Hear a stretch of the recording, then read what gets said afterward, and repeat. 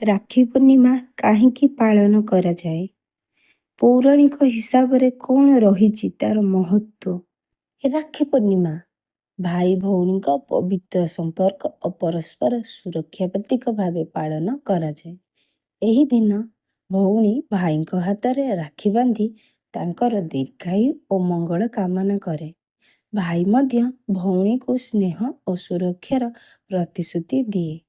ଏହା ସହିତ ଏହି ଦିନ ଶ୍ରାବଣ ପୂର୍ଣ୍ଣିମା ହୋଇଥିବାରୁ ଧାର୍ମିକ ଭାବରେ ମଧ୍ୟ ଏହାର ବିଶେଷ ମହତ୍ତ୍ୱ ରହିଛି।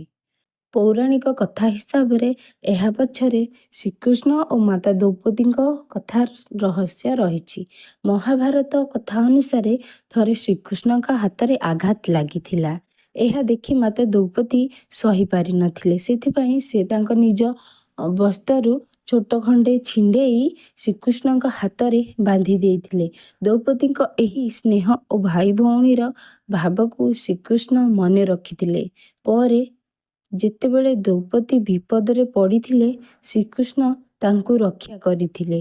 ଏହି କଥାରୁ ରାକ୍ଷୀ କେବଳ ଏକ ସୂତା ନୁହେଁ ବରଂ ସ୍ନେହ, ବିଶ୍ୱାସ ଓ ରକ୍ଷାର ପ୍ରତୀକ ବୋଲି ମନାଯାଏ।